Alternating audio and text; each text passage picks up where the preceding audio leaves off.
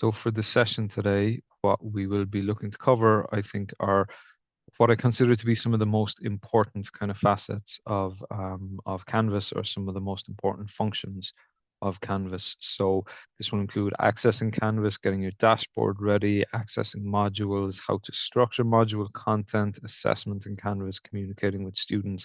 And then also we're going to touch on Zoom. My colleague Sarah will be doing is dedicating a full Zoom session, training session to Zoom during this week. So if you would like to kind of know more details about it, about the practicalities of using Zoom, particularly for online delivery, she'll be going into depth in terms of navigating the Zoom interface and how to perform particular activities within Zoom in a different training session this week.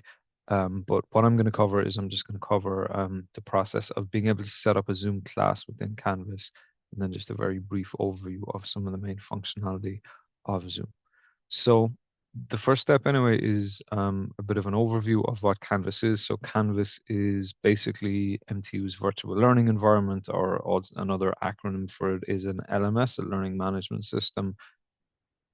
Basically, all staff and students have access to Canvas automatically through the MyBand student record system, and through that student record system, Canvas accounts are created, different roles, for example, teacher or student, are given, and all the relevant bodies are enrolled on all the relevant modules. So what Canvas serves as is something of a hub for all the various digital learning activities or resources within MTU and the Cork campus for ourselves. So as you can see there from this graphic, there's various tools for communication, for assessment, for classroom management, for content on demand, for live classes, so on and so forth. But at the heart of all of it is Canvas. And we've basically kind of plugged in a number of different kind of additional tools into the Canvas system, including Zoom, including Turnitin, which is the plagiarism detection system, including H5P, including the Quickly Attendance tool, so on and so forth. Excuse me. So, yeah, the purpose of all these various tools which have been plugged in is to offer additional functionality. And so from within Canvas, you can facilitate live online lecturing, you can facilitate potential plagiarism detection, automated assessment, so on and so forth. And also Canvas provides mobile apps for both staff and students. For staff, I would say the mobile app is less relevant or less useful than students. We do have data which indicates that quite, I suppose, surprisingly large number of students would access information on Canvas through their smartphones. So to access Canvas, you very simply access the URL cit.instructure.com. We are in the process of changing that URL, but obviously we'll be sending out a lot of communication around that over the next once that process is kind of firmly in place. But once you access this URL, or you can also access Canvas through WorkVivo or through the TEL website at tel.cit.ie. Basically, you will be prompted to log into the system using, how I think about it is essentially the same details that you use for your MTU email. So that will require the use of the Authenticator app and also your staff number. So for example, ms00123455@mtu.ie, and the password for same. So once that process is completed, then you're logged into the Canvas system. And rather than just talking through a slide deck, what I want to do is I want to give most of the session today over to live demonstration of the functions within Canvas. And again, if you have any questions, any queries, anything at all, please do feel free to put them into the chat or into the Q&A feature here in Zoom. So in terms of the first thing that you will land on within the Canvas system, the first page that you're going to land on is what's called the dashboard. So maybe just to touch on, I suppose, the overall kind of navigation system within Canvas. Over on the left-hand side, we have what's known as the main kind of Canvas menu. Now, not all of these will maybe appear for yourselves. I'm an administrator in Canvas, so I get a couple of extra options here. Some of the main features which you would have is your account, which is just details about your account, and where you can set things like notifications and um, uh, announcements and kind of settings and upload files and so on and so forth. Your dashboard is your kind of landing page. Your modules provide you with a list of all the modules that you're enrolled in Canvas. I'll talk about that in a minute. Groups relates to any groups that you're inside of. The calendar function, basically Canvas provides a calendar feature. And this is useful if you want to, for example, create booking slots for one-to-one sessions with students, or to enter in particular dates or relevant kind of timelines around particular classes. You have a Canvas inbox, which is essentially almost like an internal email system within Canvas. So you can send that, you can use that to send out messages to students, and to receive messages from students, either kind of broadcasting, for example, to a broad range of students, or else communicating, sending students messages one-on-one. History provides a bit of a background as to kind of the I suppose your activities within the Canvas system. Commons is kind of a shared kind of open education resources space where you can share or access open educational resources which other Canvas users put up. And the help feature then provides you with help around the system. So I'm not going to spend time going into the details of each of those. What I will mention is the first thing, as we said, is kind of your dashboard. So within your dashboard, basically your dashboard is going to be broken into two main sections. If there's any activities that need doing in terms of assessments or updates or announcements or anything, they'll show up over here on the right-hand side under to do or coming up or so on and so forth. But the main kind of presentation of material within the dashboard is basically broken into two. You have your published modules and you have your unpublished modules. So your published modules are basically modules that within Canvas, what's referred to as published. When a module is published, basically this means that students can see it, can access it. When a module is unpublished, it's essentially invisible to students. You have the ability to go into it and to set it up and to change it and to amend it. But students won't be able to see it until you actually publish it. And we'll be talking a bit more about publishing modules and publishing content within modules in this session. Now, one thing which might happen, particularly for newer lectures in MTU, is going into your dashboard, you will see you won't have any published modules, but you'll have a lot of unpublished modules because obviously you haven't had the opportunity to go in and to publish all of these yet. The other thing that can happen when, particularly when you're a new lecturer, is the amount of modules which you're presented with in here might be a bit overwhelming. Or certainly as time goes on, what you might find is, okay, well, I have my published modules. So of all the modules that I was enrolled on in semester, the various semesters for the academic year 24-25. But then I have all these other modules for the upcoming semester or academic year. And then I have various, CPD modules that I might have been enrolled in as well. So what can happen is basically that you end up with an awful lot of modules, many of which you don't have any real need for or which you don't want to see. So an immediate first step which you can do to make life a little bit more manageable for yourself in this regard is if we click into modules and go to all modules. What this will do is it will give us a breakdown of all the modules which we've been enrolled on and will give us an indication of our role on those modules. So some of these, for example, the CPT modules, I'm a student. Some of these, the ones that I'm lecturing on, I'm a teacher, whether the module is published or not, and also the term that the module belongs to. So, for example, you can see a lot of the modules which are available here are modules that I enrolled in for CPD purposes. And then the modules for the academic year 25-26, obviously those are not yet published. Now, what we can do from within this all modules section is we can decide, okay, I just want to see the modules for the upcoming academic year, or I might even say for the upcoming semester. So I might say, I don't want to see any modules except for the ones that I am definitely going to be teaching on from September, let's say, until December. So in that in mind, very simply what I can do is I can identify all of the modules that relate to semester 1, 25-26. And the only modules that I want to appear on my dashboard, I'm going to click on the little star icon for them here.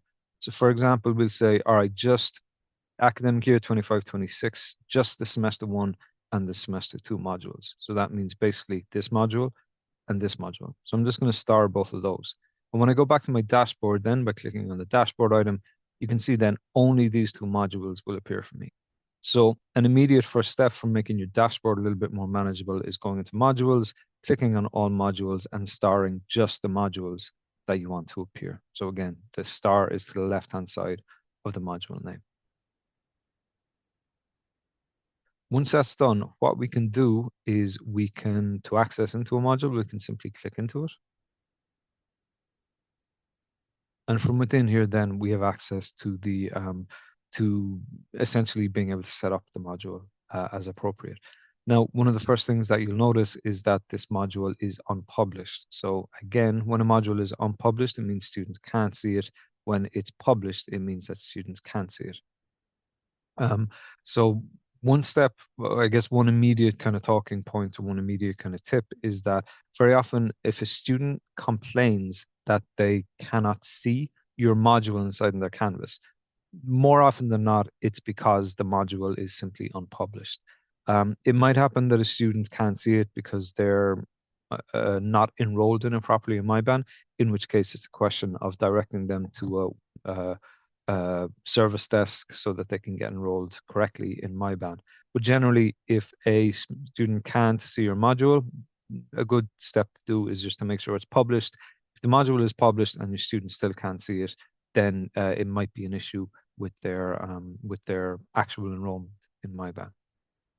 So within the module, then you'll notice over on the left hand side there is a module navigation menu. So essentially all this really means is that this is the global Canvas navigation menu. This is how we get to, our groups, to our calendar, to our modules, to help menu, so on and so forth.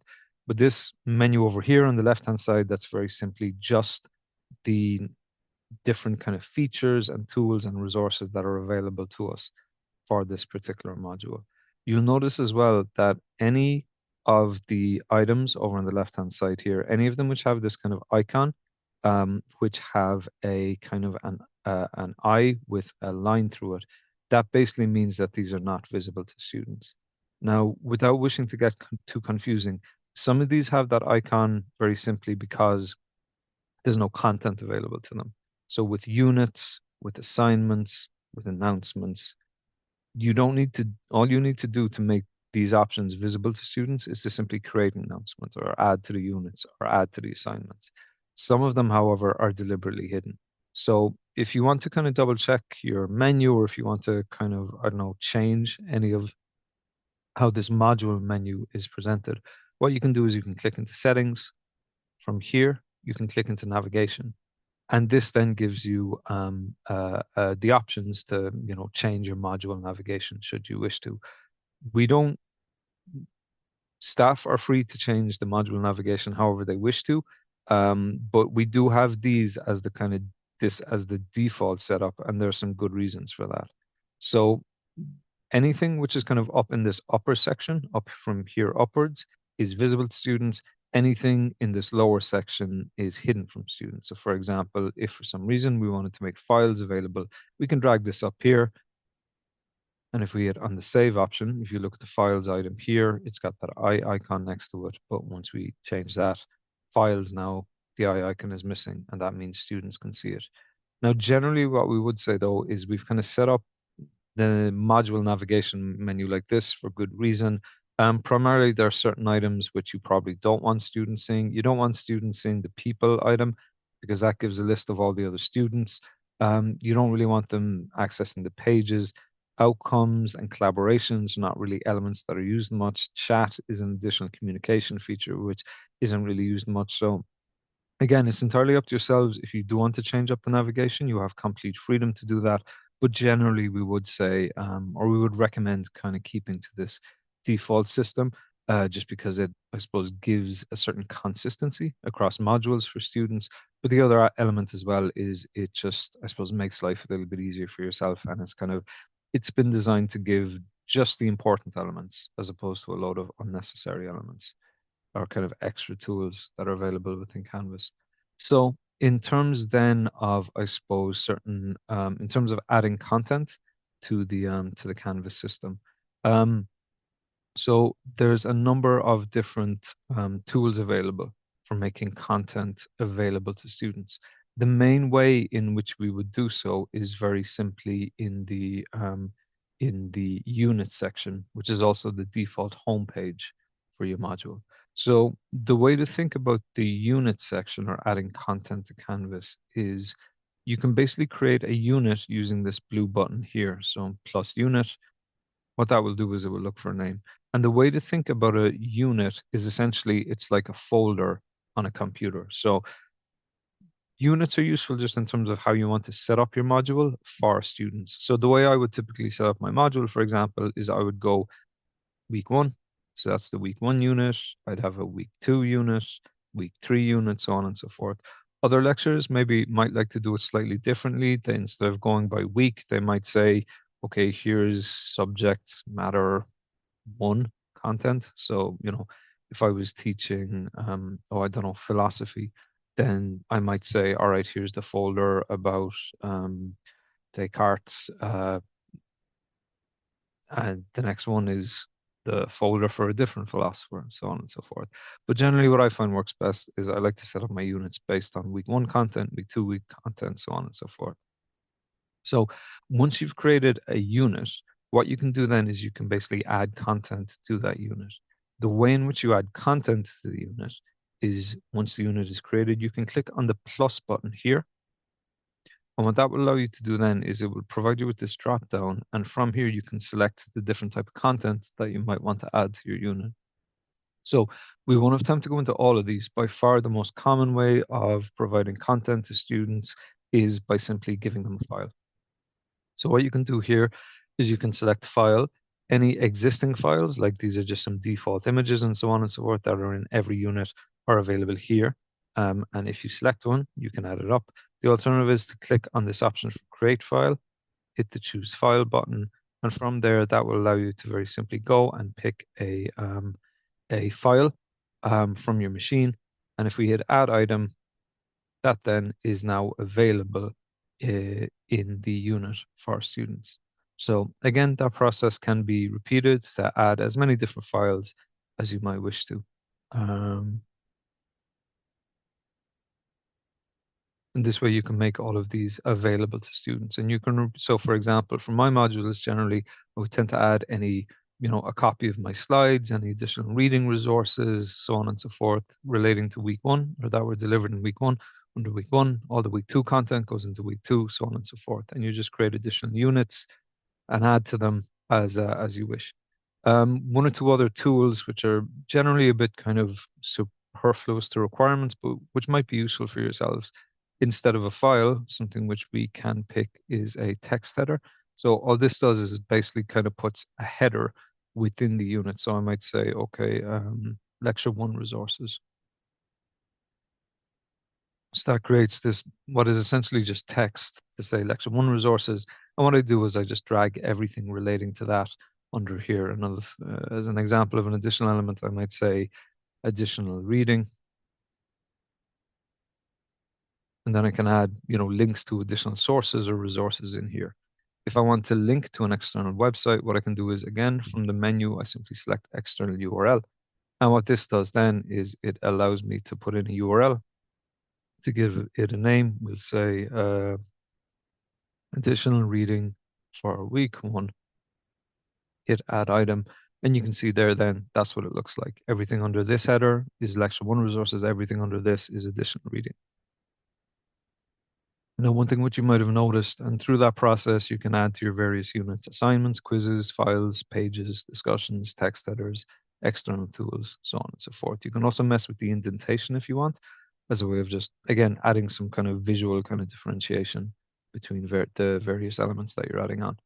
Now, as I mentioned, within Canvas, there is the publishing of modules. So, if a module is unpublished, students can't see it on their dashboard, can't get into it. If it's published, and to do so, you simply hit the publish button here. Students can get into it and can see the resources in there. That notion or that concept of publishing is also true for units and for files. So as you can see here, some of the files that I've added have that green tick next to them, which means they're published. The unit and some of the other elements in here are not published. So the same principles apply. If something is unpublished, students can't see it. If something is published, then, if something is published, students can see it. If something is not published, students can't see it. And just as a bit of to, I suppose, try and demonstrate what I'm talking about, I'm just going to move these two down here to week two. So based on this, we know that if I just click on this icon to publish it, um, while all of these are published, students won't be able to see them because the unit that they belong to is currently unpublished. Now, a very useful tool within Canvas is this View as Student button up here, which is available in every single module. And when we click on this, basically what it does is it logs us in as a student, so we can see what our students might see. So when we're logged in as a student, you can see here none of that content is visible. The reason for that is because even though we've published each of these individual items, we haven't published the unit itself. The way we can do that is simply click on this icon here against each unit. And if you want to, you can publish the unit, you can publish the unit and all the items, unpublish them, does vice versa. So we're going to hit publish unit and all items. And at a glance now we can see that week 1 unit is published, the content within it is published, so that's all good. Week 2, so we'll just publish the unit and we'll just publish additional reading header. And when we view a student, we can see now that, sorry, the reasons that's not showing up actually is because it's currently unpublished. So I'll just publish the module very quickly. And what we can see, sorry, in here is very simply that the weeks are excuse me, the items which we've clicked to publish, which have been published, are visible to students. The additional reading resource link, which I put in here, is unpublished because very simply it's not yet been published. So hopefully that makes some kind of sense. It might seem a bit onerous, but I suppose the benefit of the whole having so much control over the publishing element is very simply this idea that that you have the opportunity to work on your module, to add content to your module, to change things in your module without students, seeing or getting updates even on every single step that you're taking. The idea with the publishing feature is very simply this idea that you can go in, you can set up the module exactly how you want to, and then only when you want students to have access to, let's say, the finished product, you can publish it all. Alternatively, what I do myself, which I find quite useful, is very simply I would very often go in, set up week 1, week 2, week 3, week 4, so on and so forth, and then just week to week, I'd leave all of them unpublished, and then just week to week, like in week 1, I'd go in and I'd publish just the week 1 stuff. I'd leave week 2 unpublished until week 2, and then at the end of week 2, I'd go in, I'd publish all the week 2 stuff, so on and so forth. And again, it just allows you to, I suppose, work at your own pace, but only make content available to students when and as you feel it appropriate. So apart from content, one of the other main features of Canvas is very simply in facilitating assignments. The main assignment or assessment tool within Canvas is very simply called an assignment. So the way that you can create an assignment is you can click into the assignments option in your menu, and from here you can click on the blue plus assignment button. And what that will do is it will create, what's called within Canvas an assignment. So we'll just call this assignment number 1. That's the title. We can give a description in here. So we might say, critical reports. We might, for example, give information here, like in this section, this essentially might be the brief for the report.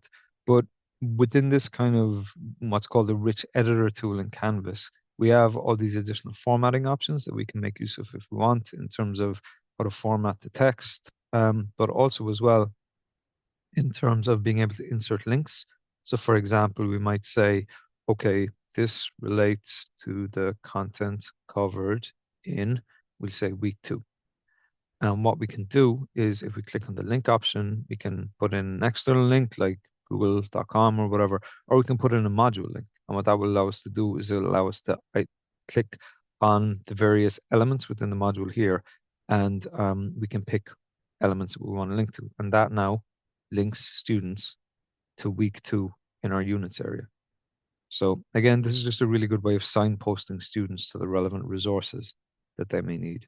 We can add in pictures, we can add in media or upload or record media. We can upload documents. So I might say, yeah, very simply, instead of typing it in, I might say, here is the brief for this particular assessment. We can embed YouTube videos. We can use H5P interactive media. We have a lot of different tools that we can use to kind of, again, just signpost students to the relevant area. Points, we would generally recommend setting this to 100. It just makes it easier. The system works better when you're marking things out of 100. Display grade as, you can change to whatever you want. Generally, we'd have it as points or percentage. Now, the important one here is the submission type. So there's a number of different submission types within Canvas. By far, the most common, the most useful, and the most flexible means of creating an assignment for students is very simply that you want them to upload a file to you, which you can then review. So the way in which we can do that is we are going to set the submission type to online, and we're going to select file uploads. So file uploads basically means when this is ticked, that students will very simply be asked to submit a file to this particular assignment. They can do so. And once students have uploaded their files, we as a teacher can come in and see what they have done and give them marks and feedback to it all through the Canvas system. Submission attempts, if you want to, you can check this to limited and reduce the amount of attempts that they're allowed. Generally, we would recommend leaving this as unlimited or maybe setting it to limited with kind of 3 or 4 different attempts. What we generally find you don't want is you don't want to limit it to 1 attempt, because what that means very simply is that a student might only be allowed to, with this setting, a student is only allowed to try and upload something once. So if they upload the wrong file, they have no capacity to upload it a second time or to replace the wrong file that they put up, in which case they're emailing you about it. They have to give it to you in some different way. By far the best, most flexible way of doing this is to set this to unlimited. Now, plagiarism review allows you to incorporate a potential plagiarism detection tool into this assignment. So essentially, this will check any student work for, matching content from websites, from publications, from book chapters, so on and so forth. We don't have time to get into it today, but if you do want to play around with this, what you can do is you can simply, if you want to incorporate that feature, you select the plagiarism review to turn it in. And as I said, we don't have time to get into depth of turn it in today, but we will be running additional training sessions around turn it in over the next period. So if you'd like to know more about the plagiarism detection system we use, please come along to the turn it in training session. Generally, you don't really have to worry about the group assignment. You don't really have to worry about peer reviews. Something which is important is assigning access. So for assigning access, essentially this offers a number of features in terms of when the assignment is due, who's meant to submit to it, when they're meant to submit to it by, so on and so forth. By default, you'll assign to everyone, which is generally what you want. That basically means that all of the students who are enrolled in this module will have access to this assignment and are expected to submit to it. The due date is essentially the deadline for this assignment. So for example, we might set the due date to the end of this week, and by default, Canvas will always set it to a minute to midnight. It basically means they have all of the 7th to upload the file to this assignment. Now, after this deadline is passed, students will still be able to upload against this assignment, but the system will mark to you that this student submitted late. So the due date doesn't limit someone's ability to upload, it just gives the deadline, and students can still submit after that deadline. The system's just going to tell them, yeah, this particular submission was late. Available from and available until basically determine the visibility of this assignment to student. So if I set the date to available from Wednesday at 10 a.m., what this means is that basically students won't be able to see this assignment. It will not be visible to them until after 10 a.m. on the 3rd of September. And similarly, I might say, okay, set it for the 17th at midnight. Once this particular date has passed, students won't be able to see the assignment anymore. Generally, we recommend you don't really set available from and until dates and times. The very simple reason for this is it's very confusing for students if assignments are kind of popping up and disappearing again and so on and so forth. I might maybe set, with good intention, set this to be invisible after the 10th of September. If a student is sick, if a student is late starting, if a student can't, get to submit, and then, the assignment is invisible after the 10th, it just creates more confusion for everyone. So generally what we would recommend is setting this to assign to everyone, set the deadline, and you can leave the other two fields blank. Now, a useful feature which is available within Canvas is I might have one student who has some kind of accommodations or might have some additional issues or kind of might have very legitimate reasons that they can't upload before this deadline. In that case, what I can do is I can click to assign to, and instead of everyone, I'm going to assign to, let's say, just a random student, and I'm going to set their deadline to, okay, we'll say the 14th. Now, what this means is that for this particular student, their submission is the 14th. For, you can see here, everybody else, it's the 7th. So that's just a useful way of being able to say, okay, everybody has, a deadline of the 7th, except for this person who has a deadline of the 14th. And if that particular student uploads, you know, between the 7th and the 14th, the system isn't going to mark it as late or involve any kind of penalty. Um, and then when we had published, that's our assignment available. Now, something which I'm going to do is I'm just going to very quickly jump into all modules and go into an existing assignment to show you the speed grader. So once we have created an assignment and once students have submitted to it, we can see what students have submitted and we can give them marks and feedback by very simply clicking into the assignment and clicking on the item over here for speed grader. Now, again, I'm not going to get time today to go into in-depth into every speed grader function, but what you can do within this system is very simply, once you click into speed grader, you can move through the various students using the drop down up in the top right corner here. The students, what the student has submitted will appear on the left-hand side. And you can also access the original file, so the original file that they uploaded, by clicking on it here, clicking on the download button. And what we can do from here is very simply, we can click into this grade area to give them their marks. We can give them feedback in the, I suppose, overall feedback in the content section here. We also have a number of annotation tools that we can use them to give, that we can use to give more specific feedback to them on specific parts of their work.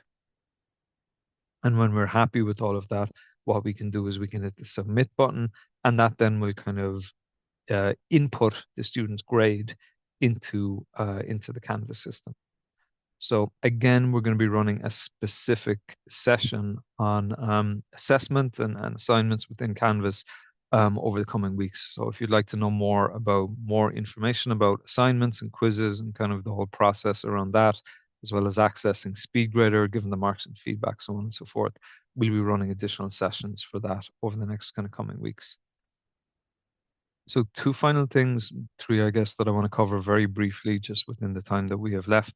There's a number of different communication tools within Canvas. As we mentioned, there's the inbox, that's kind of like an internal email system, so on and so forth. But a very useful tool on a module to module level is announcements.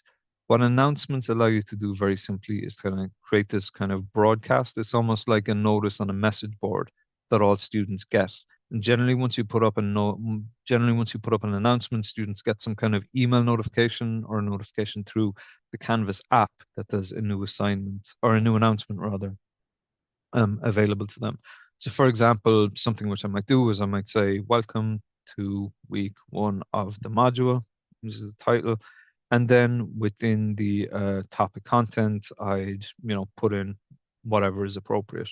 And again, all of these tools are available to me in terms of adding in links, in particular links to particular content, in terms of putting in uploading images. Something which I might choose to do is I might decide to upload or record media. So what that would allow me to do is if I click on that, I can click on record.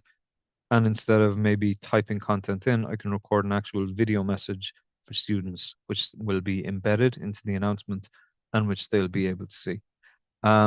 Again, we can leave most of these options as default, But one thing which is quite useful for announcements is the option here for available from. So what I can do is I can set this, and what this will basically do is I might write my assignment or my announcement, excuse me.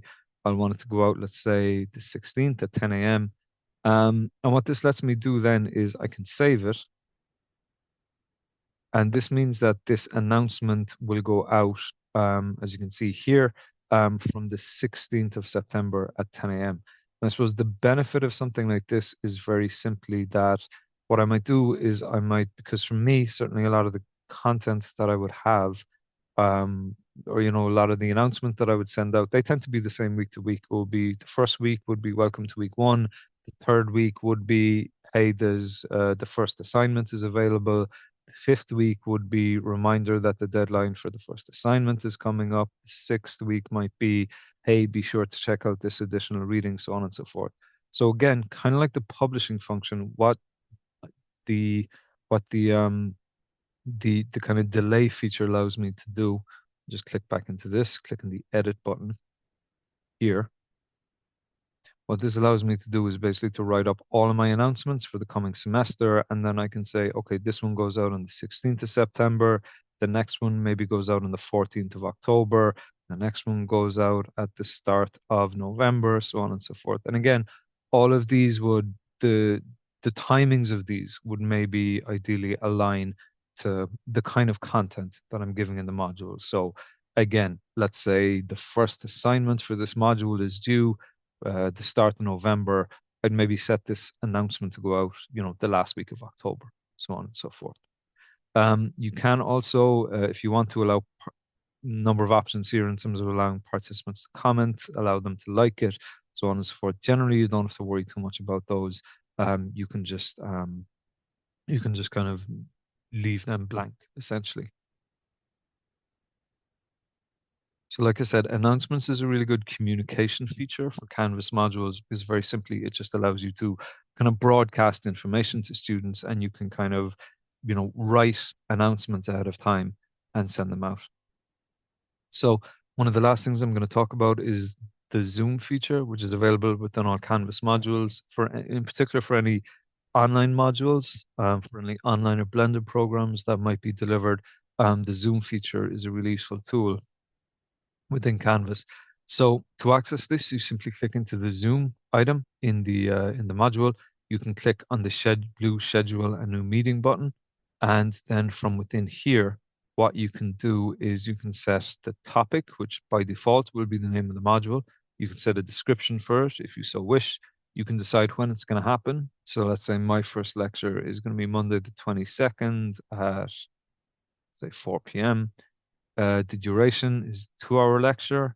You can leave the time zone. You don't have to click any of the other features. And yeah, essentially that's it. Now, something which is maybe just worth being aware of is by default, due to cybersecurity reasons, it is set that you have two options in terms of authentication of users into the meetings. So one feature is that you can select that only MTU Cork students or staff, which is the default selection, can access into this module. And what that means is basically anyone who wishes to join this session, if I have this first option set, what this means is that anyone looking to join the session, they have to be MTU staff or students. So when this is set, it means that they are required to log in using their student password or their, staff number. They have to log in the same way they'd have to log into their MTU email or into Canvas itself. The other option, which is useful for, let's say, if you're getting a guest speaker who doesn't have MTU kind of numbers or staff numbers or anything at all, when this is selected, all authenticated users, what it basically means is anybody can join the meeting, but they do have to be logged into some form of Zoom account. So for example, if you want to get an external speaker in, they can join the Zoom, no problem, but they do have to be logged into a Zoom account in some way. So, they might be logged in, post-COVID, I think we all have personal kind of Zoom accounts. So it would just be a question of indicating to them, you can join the Zoom at this URL. but you absolutely have to be logged into, the Zoom associated with your Gmail or with your work account or so on and so forth. A useful feature as well. So, for example, if I know that I'm going to be lecturing every Monday from the 22nd onward, 4 to 6, what I can do is I can click the option here for recurring meeting. And what that will allow me to do is it will allow me to, instead of having to go in and set a meeting up for the 22nd and then repeat the process for the 29th and then repeat the process for the 6th of October, what I can do is I can say, okay, this is going to recur weekly. It is going to repeat every 1 week. It is going to be every Monday. Is going to be every Monday for 2 hours. Um, or sorry, ignore that, please. Yeah, this is actually for the end date. So the end date is basically when I might stop. So instead of going, like, I might say, okay, this is going to happen every Monday up until, the 8th of January, or else I might say, which I find more useful, is to say after 13 occurrences, 13 lecturing weeks. And when all of that is done, when I'm happy with it, I can hit save. And for both staff and students, if we go back into the Zoom section, all of these Zoom sessions will have been set up. So you can start any particular meeting by just going into the Zoom area and clicking on the start button. The same is going to be true for students. If they go into the Zoom area, they're going to be able to see all of these, and will be able to join using the links available. And you see also, obviously, all of the sessions, like this is set for the 22nd, this is for the following Monday, the following Monday, the following Monday, so on and so forth. If you record any Zoom sessions, the recordings will be automatically available here under cloud recordings for students. So from that, you know how to access your modules, how to set up the navigation for them, how to add content and organize that, about publishing, about creating assignments, about setting up a Zoom session, and getting into an assignment to very briefly kind of look at items inside in SpeedGrader. Now, the only other thing that I wanted to cover before I let everyone go is just supports that are available. So Canvas has 24/7 support. So with, actual Canvas support agents, the way that you can access this, what we would recommend is clicking on the help item available here. And the option that we would recommend is web chat with Canvas support. What that will do is it will prompt you to give them a few details in terms of your name, your email, what you want help with, what your role is. So that will be faculty, and how critical the issue is for you.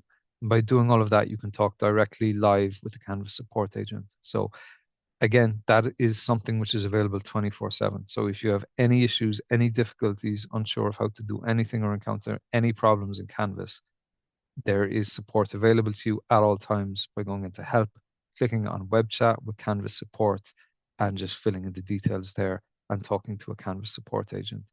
And anything they can't help with, they will refer to us in the TEL team. You can also submit a ticket, you can call a support line, you can email them. But as I said, the live web chat we think really is the best way to get kind of seen as quickly as possible. Now, like I said, anything to do with Canvas, the Canvas support agents are the first port of call. But if you're having specific issues, which maybe they can't help with because they more relate to actual MTU systems, you can contact EdTech at MTU for things like cross-listing. If you're having issues with, for example, Zoom or Quickly or things like that, if you can't log in to Canvas at all because of password issues, because of issues with the authentication, you can contact service desk at mtu.ie, and IT services will help you out with that. There is also a number of supports available from the TEL department, our website. If you go to tel.cit.ie, you can click on staff resources, and there's a list of all the various resources we have available inside there. We have this kind of help doc knowledge base, which is basically lots of different articles about all things relating to TEL, and there's a lot of useful Canvas functionality inside there. So if you want to know more about assessment in Canvas, about quizzes in Canvas, about remote teaching, H5P, anything at all, our knowledge base is available there. And we also have a YouTube channel, and any of the recordings that we've essentially done over the last couple of years are going to be available inside there. So like I said, we go back to the TEL site, there is upcoming training. There's training coming up, which you can sign up for. But if you want to get ahead of things a bit, even you can look at our our kind of YouTube channel, and there's training sessions in there, as well as seminar speakers, as well as videos that we've made, so on and so forth. And yeah, there is a lot of different resources, for example, under playlists for the training sessions that we did last year, for example. So how to understand reports from Turnitin, how to release grades and feedback, marking and feedback tools. So there's a lot of resources there should you wish to look through them. So I'm aware that's a real whistle stop tour, and I've gone longer than I had intended to. But yeah, that was just an attempt really to try and identify or talk about the main, I suppose, most useful, most relevant, most kind of practical functions and elements within the Canvas system with a view to kind of getting up and running for teaching. Um, just before I finish up, can I ask, does anybody have any questions? If you do, I'd be happy to take them in the chat or in the Q&A feature. And if you don't have any questions, of course, there's no problem at all. Maybe just give me a "I'm okay" in the chat so I know that you're that you don't need me for anything.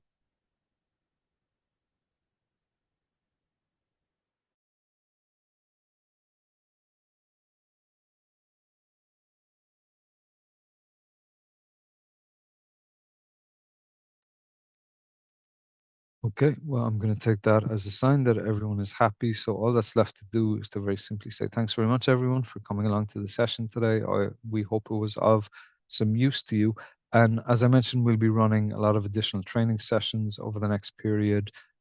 So if you go to tell.cit.ie/upcoming training, we'll be running training over the next 3 to 4 weeks across a variety of different kind of elements and functions. So please feel free to register for those as appropriate. But yeah, just to say thanks very much, everyone, for your time and attention, and I'm wishing you the very best of luck at the start of the semester. So thanks, everyone. Take care.